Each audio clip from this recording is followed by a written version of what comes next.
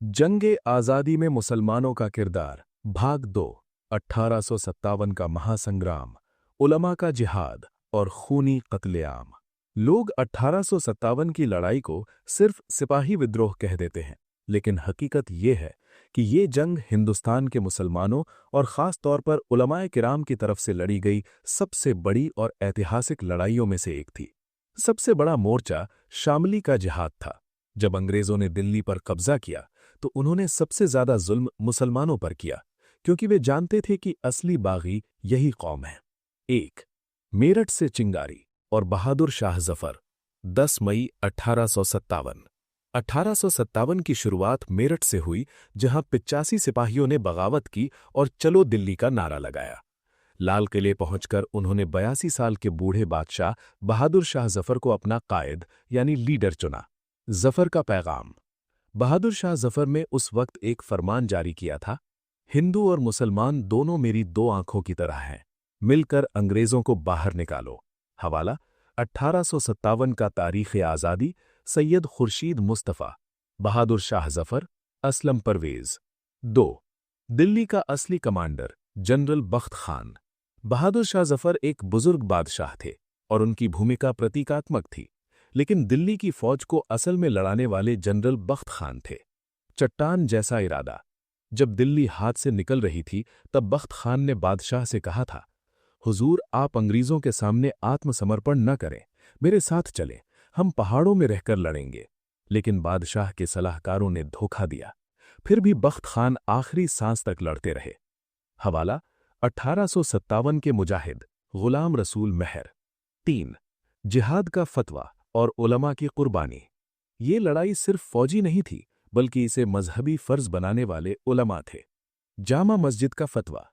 दिल्ली की जामा मस्जिद में 31 उलमा ने दस्तखत करके अंग्रेजों के खिलाफ जिहाद का फतवा जारी किया।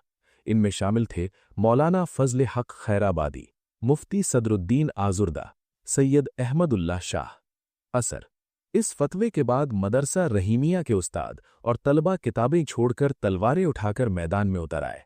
हवाला बागी हिंदुस्तान, सावरकर, उलमाए हिंद का शानदार माजी, जिल्द 4। 4. अवध की शेरनी और अंग्रेजों का डर। जहां मर्द लड़ रहे थे वहीं खवातीन भी पीछे नहीं थीं। बेगम हजरत महल, लखनऊ। लखनऊ में इस बुर्कापोश बहादुर महिला ने हाथी पर सवार होकर जंग लड़ी। हारने के बाद अंग्रेजों ने उन्हें लाखों की पेंशन की पेशकश की, मगर उस शेरनी ने कहा, मुझे अंग्रेजों की भीख नहीं, मेरे मुल्क की आज़ादी चाहिए। मौलवी अहमदुल्ला शाह।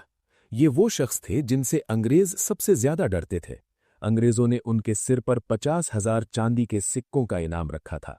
एक अंग्रेज इतिहासकार होम्स लिखता है, बगावत करने वालों में अहमदुल्ला शाह सबसे ज्यादा काबिल और खतरनाक दुश्मन थे। हवाला history of the Indian mutiny, K. N. Mellison। 5. Shamli का मैदान और बुजुर्गों की तलवारें। दिल्ली के करीब शामली में हाजी इमदादुल्लाह मुहाजिर मक्की रहमतुल्लाह की अमीरी में मौलाना कासिम नानोतवी और मौलाना रशीद अहमद गंगोही कमांडर बनकर लड़े। 14 सितंबर 1857 को हाफिज जामिन शहीद रहमतुल्लाह ने वहीं अंग्रेजों से लड़ते हुए जामे शहादत पिया। हवाला सवानेह कासिमी। 6. अंग्रेजों की बर्बरियता, तोपों और सूअर की खाल। नई नस्ल को ये जानना चाहिए कि हमारे बुजुर्गों ने कितना जुल्म सहकर आज़ादी दिलाई। तोपों से उड़ाना। अंग्रेज 10-20 मुसलमान आलिमों को एक लाइन में खड़ा करते और उन्हें तोप के मुंह पर बांधकर गोला दाग देते, ताकि शरीर के चीथड़े उड़ जाएं और जनाजा तक न मिले। ईमान पर हमला। कई जगह फांसी से पहले उलमा को जबरदस्ती सूअर की चर्बी खिलाई जाती या सूअर की खाल में सिल दिया जाता, लेकिन आफरीन है उन मर्दों पर जिन्होंने ईमान पर जान दे दी मगर झके नहीं। हवाला the other side of the medal, Edward Thomson. 7. Delhi का कत्लेआम और पेड़ों पर लटकती लाशें। जब अंग्रेजों ने दिल्ली जीती तो उन्होंने खून की नदियां बहा दी। 27,000 मुसलमान। मशहूर इतिहासकार विलियम डेलेम्पल लिखते हैं कि सिर्फ दिल्ली में एक हफ्ते के अंदर 27,000 मुसलमानों को कत्ल कर दिया गया। हर पेड़ पर लाश। अंग्रेज इतिहासकार थॉमसन लिखता है, 1864 तक दिल्ली की चांदनी चौक से लेकर पेशावर तक ऐसा कोई पेड़ नहीं था जिसकी शाख पर किसी मुसलमान आलिम की गर्दन न लटकी हो। काला पानी। जो उलमा बच गए, जैसे मौलाना जाफर थानेसरी, उन्हें काला पानी अंडमान भेज दिया गया, जहां उन्होंने जानवरों की तरह मशक्कत झेली। हवाला द लास्ट मुगल, पेज 300। काला पानी, जाफर थानेसरी। 1857 की लड़ाई हम हार गए, लेकिन इस हार में भी मुसलमानों की कुर्बानी सबसे ऊंची थी। इस बगावत के बाद अंग्रेजों ने तय कर लिया कि मुसलमान ही हमारे असली दुश्मन हैं। मगर सलाम है उन दीवानों पर जिन्होंने फांसी के फंदे को देखकर भी कहा था, सरफरोशी की तमन्ना अब हमारे दिल में है।